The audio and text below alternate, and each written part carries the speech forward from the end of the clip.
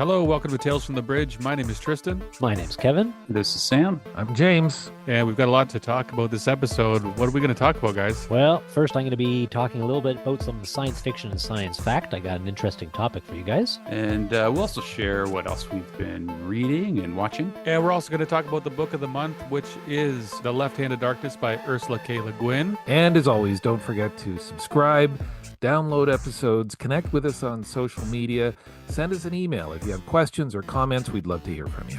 All right, let's make our way over to the bridge.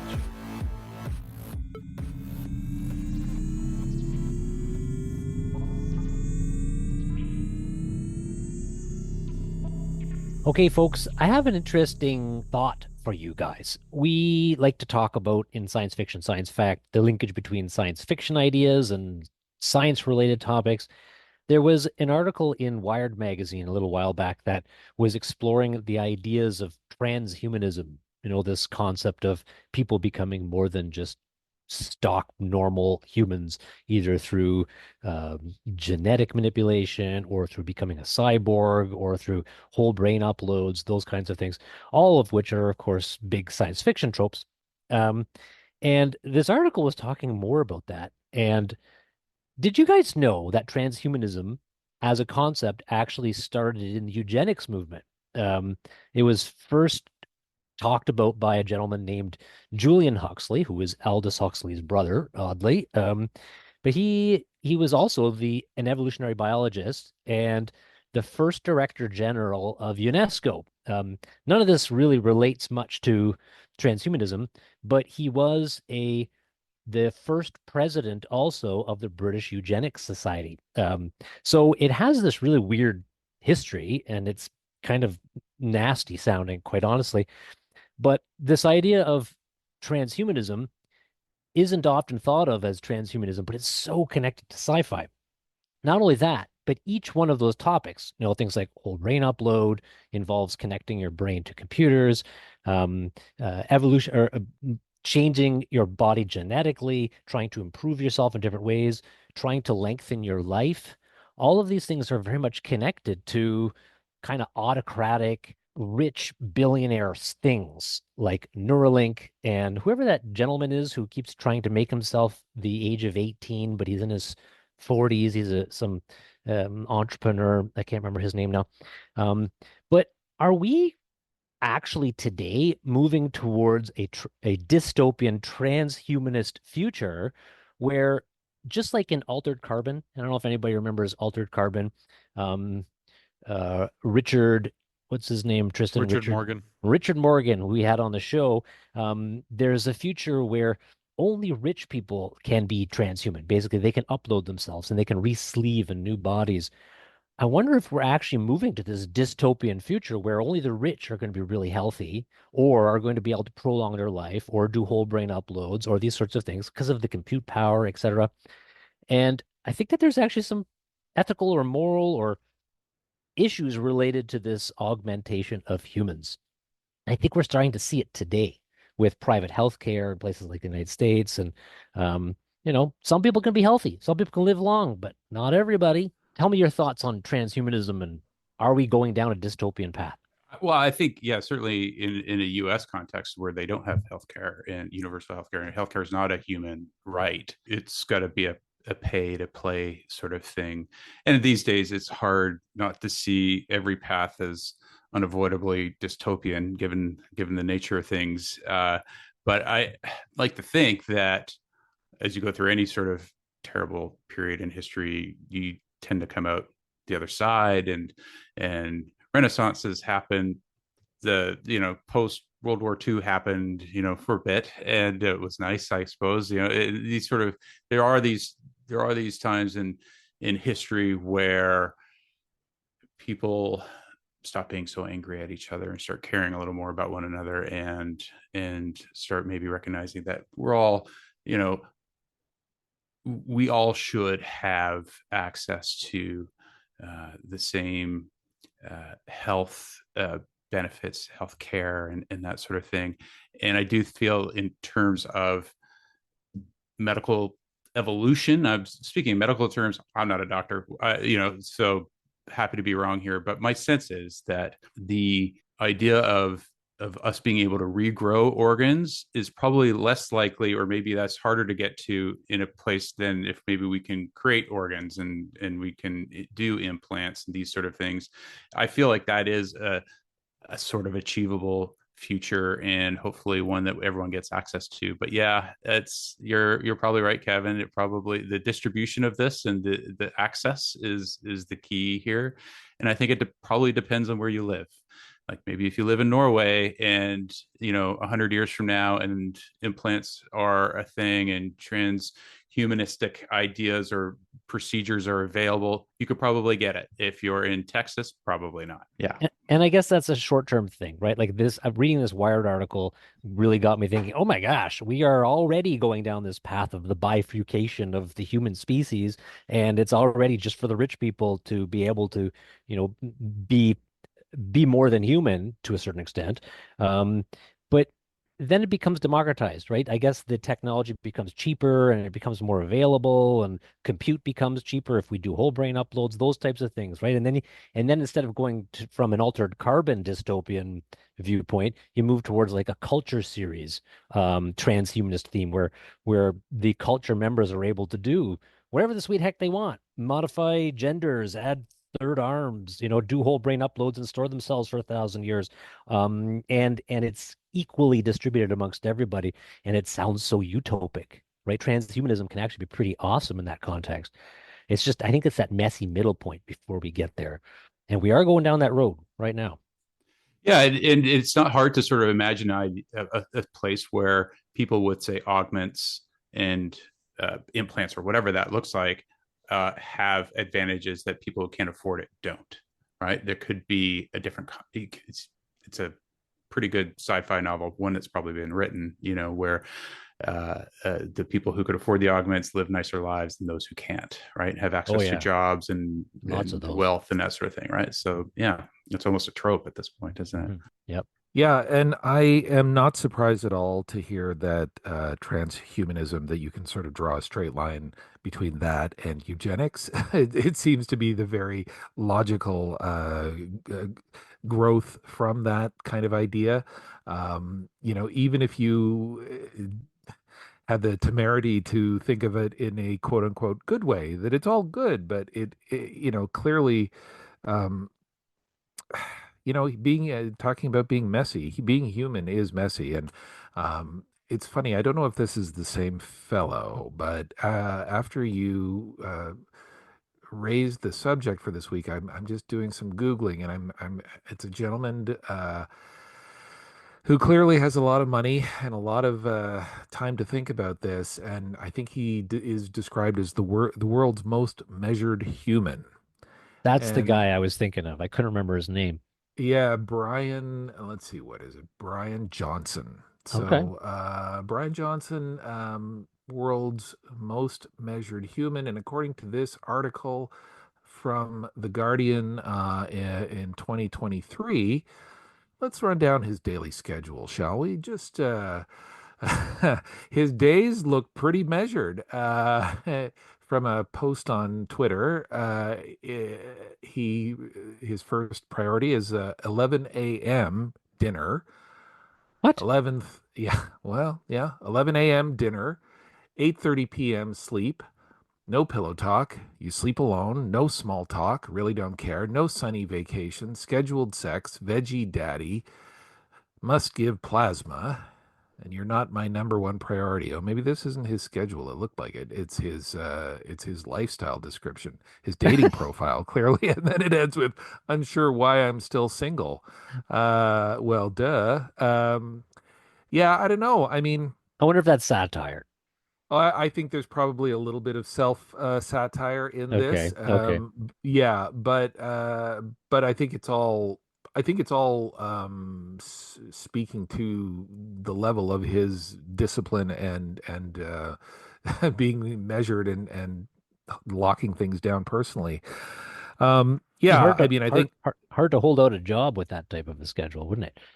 Well, clearly he's wealthy too, Mhm. so he may not need to, or he may get to call the shots at whatever it is. I wish I knew more about this guy because this is kind of fascinating in a bit of macabre kind of way. But didn't I also see something just recently over the last couple of weeks where and it may be the same guy that said he was abandoning his efforts because it actually ended up aging him biologically or physiologically, that it was sort of backfiring. Again, that's just my flawed memory. I'll have to look that up again, but I remember seeing that thinking, irony is a bitch sometimes, but again, the inequality thing goes without saying, and it is the subject of movies and books. Like it wasn't Elysium, the Neil Blomkamp and Yeah, that was another Matt good one. Damon. Mhm. That was sort of about this, and then there was another one I think with Leonardo DiCaprio about buying time. Mhm. Wasn't there? Yep.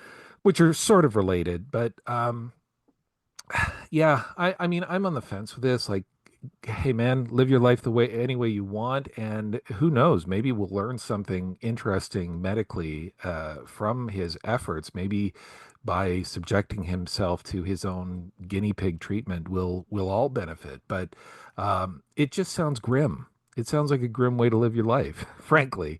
And again, humanity is a spectrum of opinions and experiences and options, but yeah, it doesn't look, I'll take the chocolate cake. Thanks. Um, Me too. Give me that yeah, chocolate cake. yeah. Well, Neil Well, deGrasse Tyson made an interesting statement or kind of a reminder, I guess, on social media recently, where you know how people have been kind of going at the billionaires and the space travel, especially recently with the a bunch of ladies going up there and the Katy Perry kind of obviously people are making fun of that.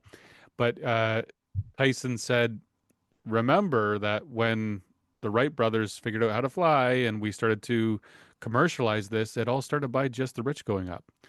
And we know that this is what happens, right? It's what happens. Um, I Excellent point. You're you know absolutely right. I want Ian M. Banks's culture series. Give me that version of transhumanism. Can we do that next 10 years or so, maybe? All right. Do you guys feel like talking about what else we've been reading and watching? Let's do it. All right. Well, I'll start. So I read Ministry of Time. Lots of time travel in my reading lately, uh, and I really enjoyed this book. Ministry of Time is a novel by Kayleen Bradley, and it's a little bit what it sounds. It's a kind of time travel spy thriller workplace comedy. It's been described as here. I'm just taking a glance at Goodreads here to cheat this synopsis for you, but I did read it, and it was great. And it's about a group of spies who stumble upon it's a spy agency that stumbles upon time travel from people from the future, and so they steal the technology and they kind of fool around with it, and what they do is they retrieve a couple people from the past who they feel would have died anyways, and they look at reintegrating them and develop relationships. So there's a bit of a love story between the one person who's sort of working with one of the people that they bring from the past, and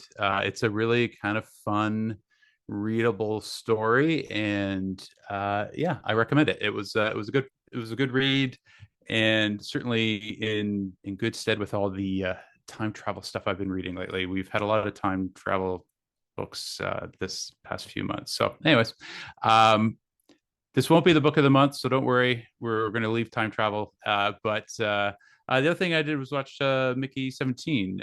We had Edward Ashton on the show recently, and I went and saw his movie, and it was fantastic. It's got all the good reviews, and I do recommend that as well. Anyways, so that's pretty much it for me in terms of sci-fi reading and watching. What have you guys been up to? Well, I've been reading some Cory Doctorow. I actually started a 2017 novel of his called Walk Away, and I finished it. And I was getting a little bit the thing about Corey is it's hard to take some of his work. Some of it is absolutely amazing. Some of it is rather preachy. And I was worried that Walk Away was going to be a very preachy book. And it was, but it didn't seem that way after about 25% of the way through the book. It started to become really excellent. I mean, obviously he's a really good thinker. You know, he's been on the show. It's hard to keep up with that guy. But man, oh man, this was an excellent book about kind of a near future semi-dystopian ultra capitalistic society, but technology is such that 3D printing capabilities and solar power and wind power are sufficient for people just to kind of walk away from society and have what they need from 3D printers and from a sharing economy. And he kind of explored that idea in detail with really likable characters and a story that drew me in. And it was action packed.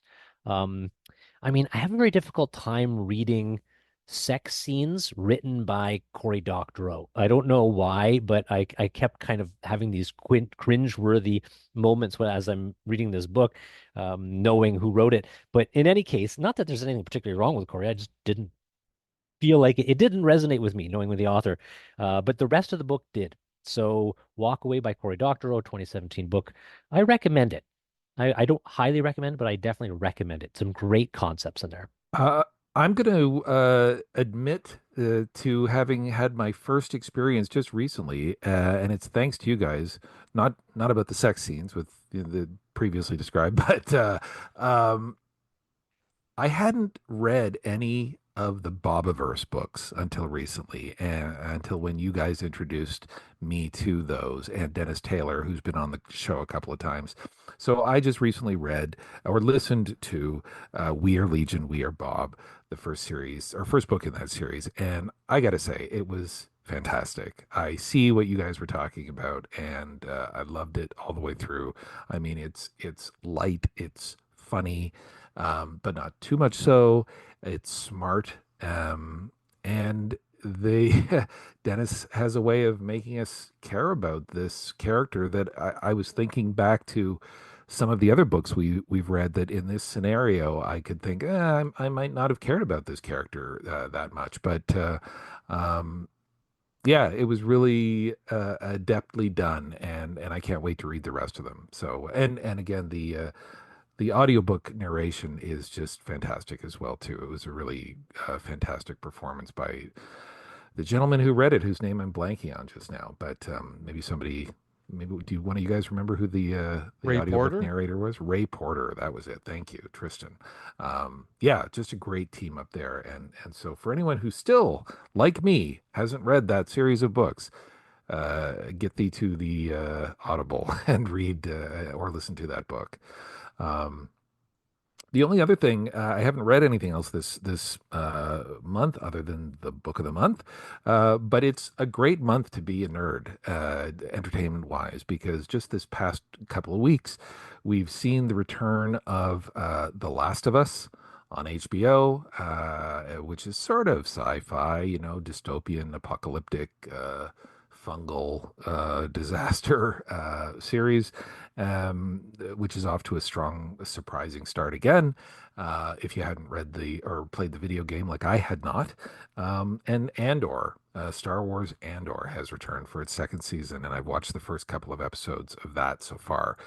Again, off to a super great start, and without spoilers, I will just say that the first shot of the first episode of season two is just it was like wished from the Star Wars genie lamp.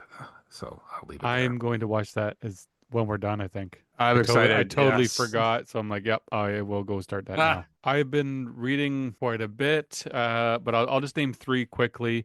One was I finally got to The Passage by Justin Cronin, which isn't really, it's not heavy sci-fi, but it's post-apocalyptic, and it really goes about 100 years into the future, as far as I remember. But it's vampires, and it's done in a very creepy way. It's not very, it's kind of horror category, but not really. Great characters and just a big story, a big long story. So yeah, Justin Cronin's The Passage, and I think there's two more books after that, but that was really good. Then I finally finished the Expanse books. Book number 9, Leviathan Falls, by James S.A. Corey. It was nice to finally finish the series to get that to wrap up. I wasn't that amazed through the whole book. I got to be honest, though. I wasn't like, yes, yes, this is the greatest conclusion to a really great story. It kind of the overall book didn't fall flat, but it was like, okay, okay. However, there's an epilogue, and it's like the best epilogue ever. So if you are trying to get through that series, just wait till you get to the epilogue. It's great. I think Kevin probably knows what I'm talking about. I'm not sure, Sam, if you got there. I remember reading it and I don't remember it specifically, but Okay. that doesn't mean much because my memory's terrible. I won't spoil it because it's one that you can spoil it so easy. So just like just get to that epilogue, finish the series, get to that epilogue. I'm gonna go reread it. I'm gonna go reread it tonight. Sure. Just get to the end. And then the other one I'll mention is Where the Axe is Buried, which is Ray Naylor's latest book. I've read The Mountain in the Sea, and I enjoyed that. And this was also very good. And we may or may not be talking to Ray soon. We'll see. Um, but I really enjoyed that. The Where the Axe is Buried. It's cool. He is a new author who's bringing some cool stuff in kind of a techno thriller way and kind of a um, obviously sci-fi, but just different. Something very different about his writing that is very noticeable from the two books that I've read. I So agree. Actually, I also read The Mountain in the Sea this past month, because again, we might be talking to Ray. And yeah, I loved it. I thought it was great. We'll talk more about that later. yeah, for sure. All right, time to talk about the book of the month, which was The Left Hand of Darkness by Ursula K. Le Guin. I think that this is one of the most important science fiction books. I would even go so far to say that it's one of the most important books. Considering the time it came out and where we're at now, I think it's a relevant book always, and I think it'll be relevant in 30 years.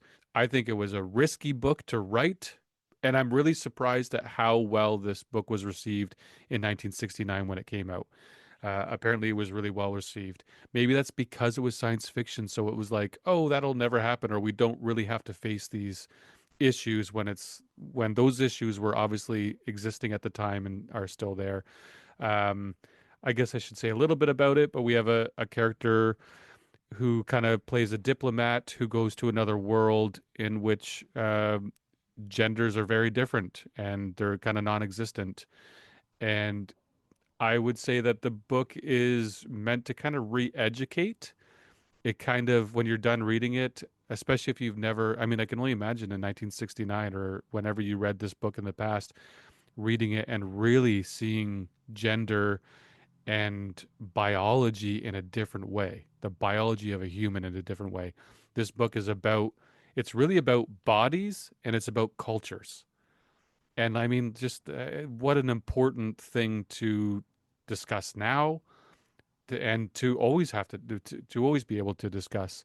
I like how the character isn't there to save the day. It's not an adventure story. You kind of go on an adventure exploring a new world and you meet these interesting new characters, but it's not about your character that's going to save the day or figure out something. It's about a person who's kind of ignorant because of their culture and who comes to an understanding and who empathizes and shows compassion by the end. Yeah, I don't want to go too hard on the story, the plot too much, but I guess it's almost as simple as that. There's love in this story that I didn't think was going we were going that I didn't know the book was going in a certain direction, and when it did, it was really touching. It was really a beautiful, touching story by the end for me. We do like to read a lot of new stuff on this show. I read more new stuff. I used to read a lot of old stuff, a lot of the classic sci-fi, and I read a lot less. I find some of it hard to. We talk about this quite often, actually. And with this book, I think that still exists. It's not super exciting. It's not necessarily a page turner that you're like, oh, I got to find out what happens next. You want to turn that page because you want to know, you want a bit of resolve. But you're not going for the plot. You're not going for what's the action happening next, because there really isn't much action. Ursula K. Le Guin wrote this book from a very, an educated position. Her parents, I believe, were, uh, I think, teachers. So she approaches this from an anthropological point of view, and she did this. I'm actually reading The Dispossessed right now too. I'm just about done. She's just so smart. It's crazy. Like the things that she tackles in this, in some ways, people still aren't tackling. Sure, we're talking about gender and stuff, but no one's doing it the way she did in that book. It's kind of crazy. So I think it's a very important book. I'm glad to discuss it because for any readers out there, I think we have a lot of hardcore science fiction readers out there. So you've probably already read this book. If you haven't, it's kind of one of those rite of passage books. If you're big into sci-fi, you've probably read this book. If you haven't, go and check it out because it's good. You need to experience something that's different, and this is definitely that. So yeah. I had read this book before and I listened to it just before, in the last month to kind of remind myself what the book was all about. And you're right on. I mean, she's so smart. Like it's such a good way to put it. Her writing is intelligent. It's not, you're right, like it's not a page turner, but there's obviously a ton of symbolism and thought behind most of the concepts that are in the book. Like, obviously, the idea of the ambisexual nature. So they're sort of androgynous, but then they become a gender during what they call Kemer, right? This period where they can procreate, but all the rest of the time they're asexual. That concept, this is 1969 and a woman author, right? So she wrote in her foreword that she essentially said she knew she was going to get flack for this. And she said very clearly, hey, I'm not predicting the future here. I'm just talking about an idea. And not only that, it's kind of descriptive of the way things are right now. We're not always sexual beings. Sometimes we are, sometimes we're not. And so it's kind of more descriptive of the way we are than it is predictive. And so that's very progressive at the time to talk about gender in that way. And she did it, I think, both eloquently, but also explored the topic pretty fulsomely in this group of humans that had parallel evolution. I think in the world of this book, there's is it the ecumen? The ecumen is the group of humans that all connect and kind of have a interplanetary society, and and that's what the main character is trying to basically get these folks from the Gethans to become part of, and and and it's slow moving, but then you have weird scenes like, do you remember there was the prophets that they went to go visit where they somehow had some magical way to predict the future, and and it was basically just to make a point about the nature of truth. So she had this entire scene that seemed out of context for the rest of the story and was never mentioned again. And without a lot of reflection, you might just think, what the hell was that? But I think it was a literary device for her to talk about the nature of truth. At least that was kind of what I understood of it. And then there was the big journey across the ice and the camaraderie between Esterven and Genly and through that process and the mind speak, right? That idea of having a mind connection between those two characters as they got to know each other.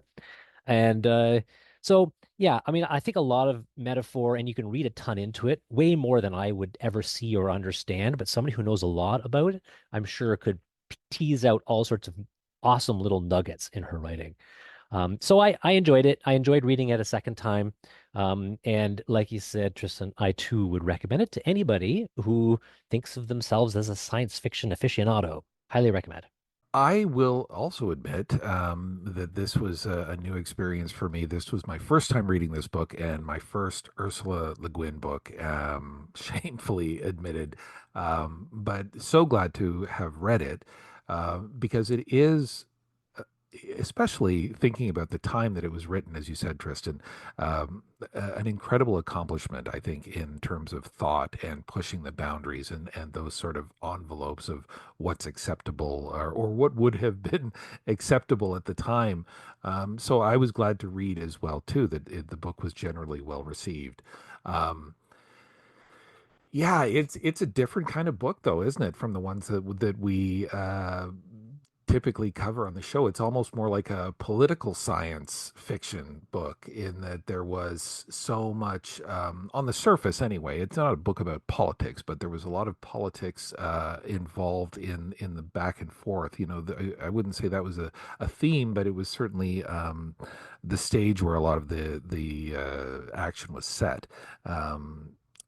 The world building, which is something that I think I had read from another review of the book, because frankly, I felt like a bit of a dum dum reading this book too, with the intelligence that we've talked about that Le Guin poured into this book. I mean, not really, but I could tell that there was a lot that I wasn't picking up on. But that might have also been due to the fact that I listened to it as well. And unfortunately, I didn't really care for the recording, so I think I may have gotten more from actually reading a physical copy, which I may go back and do, because I think there was so much in terms of the world building of language, you know, the native language of this world and the two countries that are involved. And I mean, even, you know, this isn't a major spoiler, but little granular details like the fact that, you know, the natives wouldn't, you know, our protagonist, his name is Genly I, and the fact that they couldn't pronounce the L in Genly, so it came out as Genry.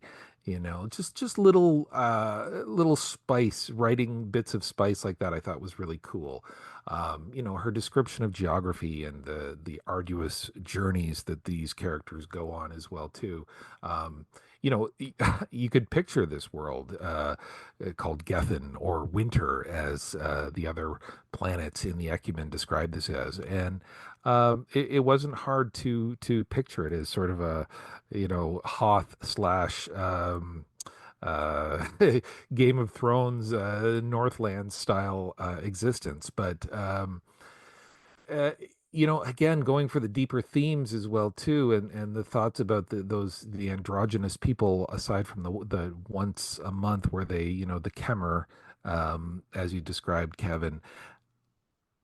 What a fascinating concept, you know, and in some ways so envious in a way too. I mean, not that I don't appreciate the world we have and the way that we interact, but what an interesting way to live your life, where, you know, everyone truly would be the same in terms of that. And again, from another view that I read, that it played out in the fact that, you know, there was no war. There was no institutionalized war in this world, and sexual assault was not really a thing, because, you know, the sexual urge or activity was it was so much more equal than what we have on our world. So just the domino effect of that, I thought was fascinating, and the sort of absence, again, giving credit to yet another review, absence of the patriarchy, and what the result of that would be on this world. I thought was really amazing for her to game that out. Um, yeah, I will go back and read this book again, because I think there was a lot that I probably missed the first time around. But yeah, great pick, and I can't wait to read more Le Guin. So thanks, Tristan. It's nice when we have a book choice like this. You're like, oh right, this is, it's not sci-fi. This is science fiction literature. This is what happens when just a higher level of writer writes something, and something way ahead of its time back in the '60s.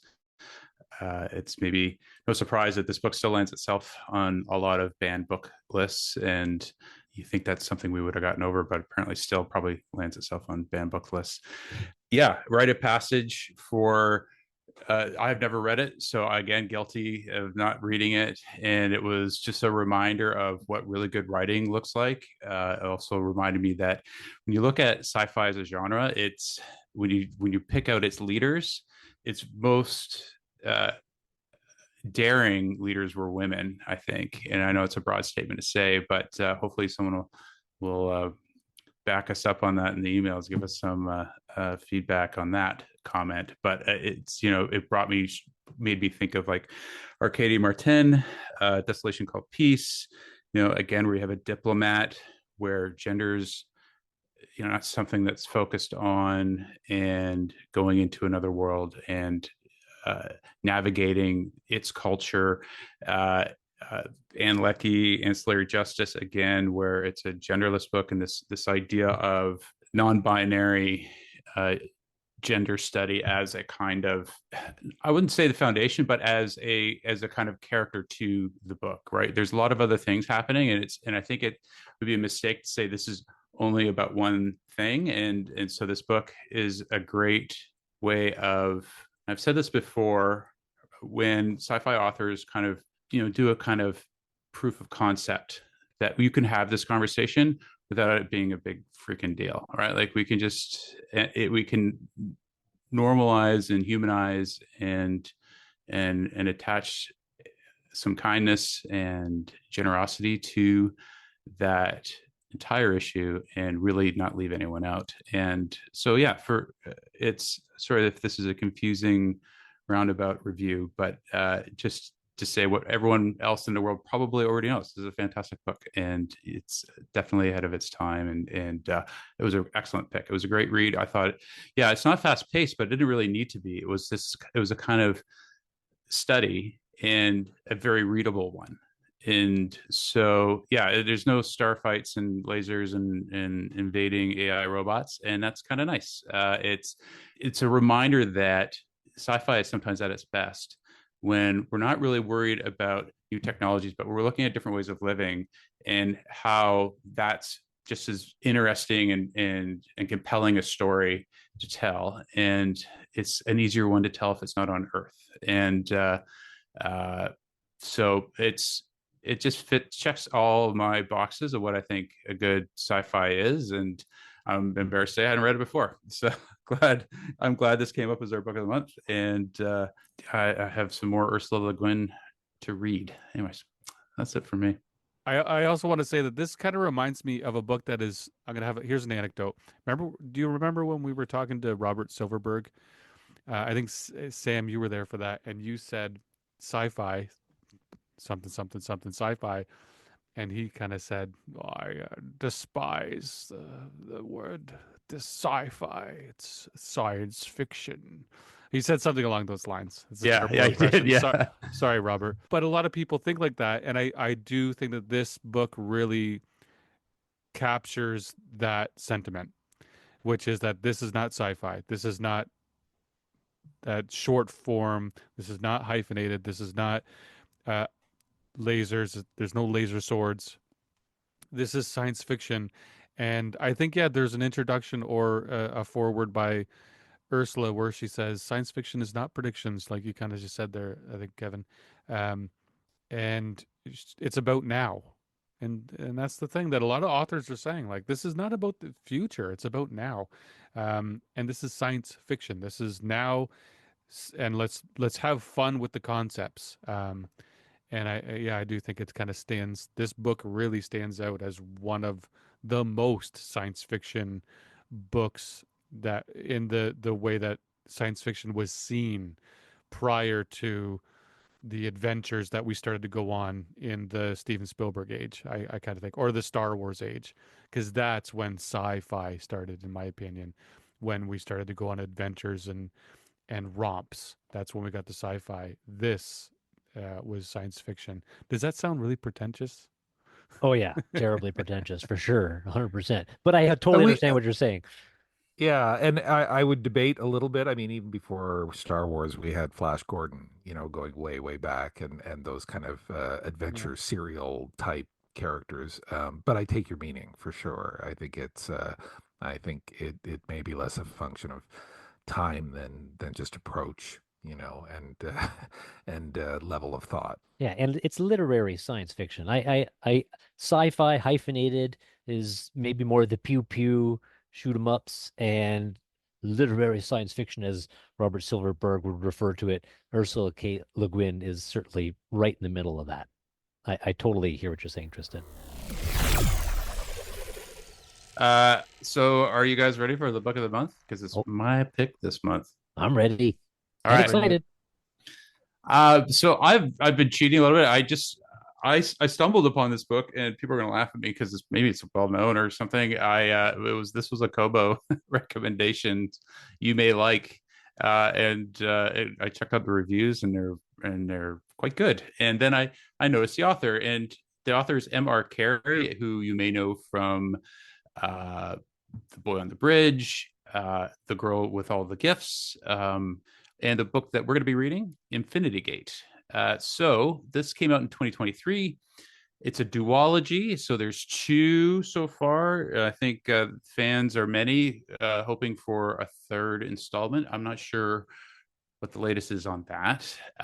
So it's essentially a scientist discovers a technology that opens a gate to a multiverse, which is governed by a body called the Pandominion. The book follows the scientist, a soldier, into this empire that encounters a threat from a powerful AI entity. So you've got your interdimensional travel, and you're on Earth. It's just various realities on Earth, and so there's some alien interdictions here and there, but essentially you're just on different versions of Earth, and you get to join the Pandominion if you've discovered what's called the step technology. It allows you to step between dimensions, and so there's interdimensional trade and all of this happening. And to get into that club is a bit of a thing as well.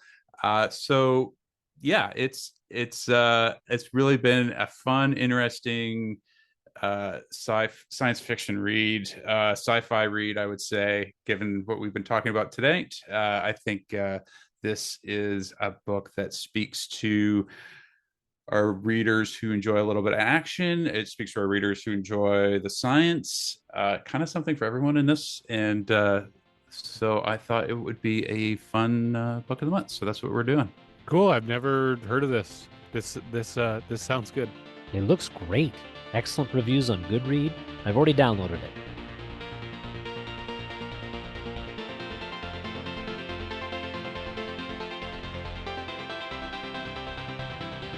Thank you for joining us today. We very much appreciate you. Read along, Infinity Gate. Let's do this together. We'll be back in a few weeks to talk about it. More interviews coming up in the next few episodes. More movies to talk about, more books to talk about, lots of stuff on Tales from the Bridge. Thank you again. Until next time.